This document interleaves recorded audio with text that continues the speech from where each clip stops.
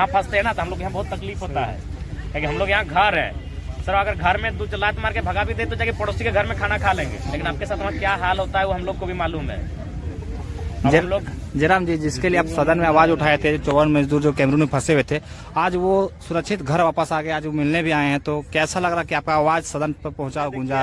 अच्छा लग रहा है कि सदन में आवाज उठने के बाद उस पर कार्रवाई हुई और हमारे जो मजदूर, प्रवासी मजदूर भाई लोग थे जो कैमरून साउथ अफ्रीका का पड़ोसी देश है और अफ्रीका महादेश का ही एक पार्ट है, वहाँ फंसे हुए थे। आज वो सकुशल, इन्हें देखकर बहुत खुशी मिल रही है, इनके चेहरे पे मुस्कान, और खासकर इनके गांव में आकर जो वतन इनकी वापसी हुई है उसी से का अलग खुशी मिल रही है, क्योंकि अपना देश होता है। भूखे रह लेंगे, खुले आसमान के नीचे रह लेंगे, लेकिन अपनी मिट्टी की खुशबू एक अलग होती है। विदेश में बहुत तकलीफ के साथ पानी ना मिलना, खाना ना मिलना, तो इन सारी घटनाएं घट रही थी। तो सदन में इनके माध्यम से टेलीफोनिक हमें सूचना दी गई थी, तो हम सूचना के माध्यम से हाउस में इस बात को रखे थे, और आज चलिए एक प्रयास से ये लोग आए हैं। झारखंड के बहुत से लोग प्रवासी मजदूर बाहर में काम करते हैं, उन लोगों को क्या संदेश दीजिएगा जो फंस जाता जाके? सबसे पहला तो संदेश यही देंगे कि जब भी वो विदेश के लिए जाए तो टर्म एंड कंडीशन को बहुत अच्छी तरीके से जांच परख के पढ़ें समझें, उसके बाद ही वो विदेश जाए। और सबसे पहली बात, जब जाए तो सामूहिक तौर पे जाए, और वहाँ अगर घर में उनका आपसी विवाद है तो उसको भुलाकर एक दूसरे को सहयोग करें, क्योंकि आप विदेश में रहते हैं, आपका एकता बहुत आवश्यक है, आप समूह में रहना भी आपका आवश्यक है।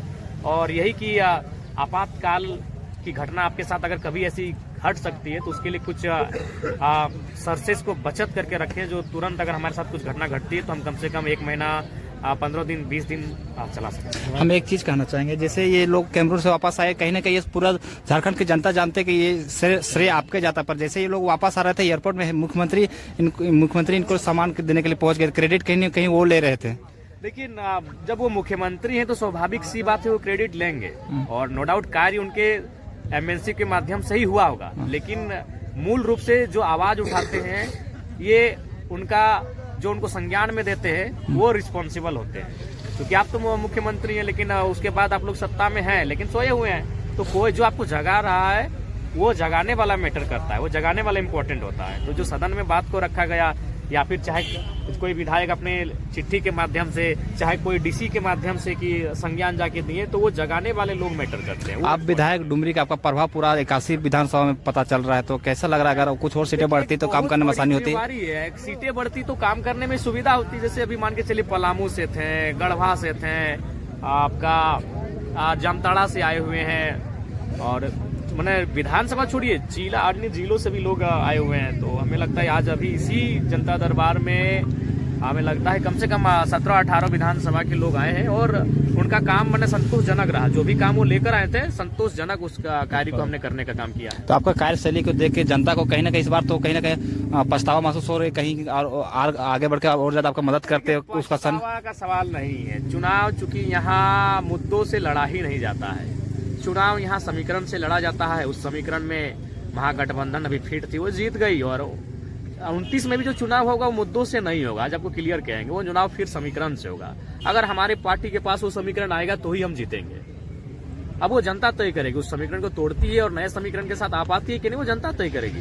बाकी चुनाव अब मुद्दों के साथ नहीं होता है। वही हर किसी को, जो नई पॉलिटिकल पार्टियां होती है ना, उनको इसी बात का दर्द होता है कि चुनाव मुद्दों के साथ नहीं होता है, चुनाव ऑनेस्टी के साथ नहीं होता है। अब चुनाव केवल समीकरण से होता है कि हाँ ये एक बहुत बड़ा वर्ग है जो आपका वोट बैंक है, ये एक बहुत बड़ा वोट बैंक है जो इस खेमे को वोट नहीं देता है।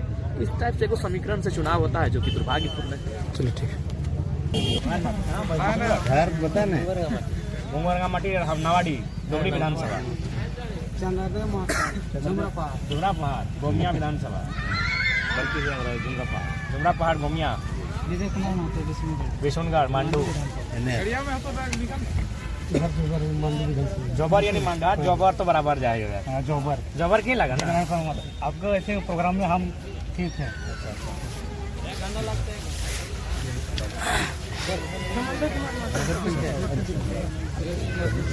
बाहर से जो है वो लोग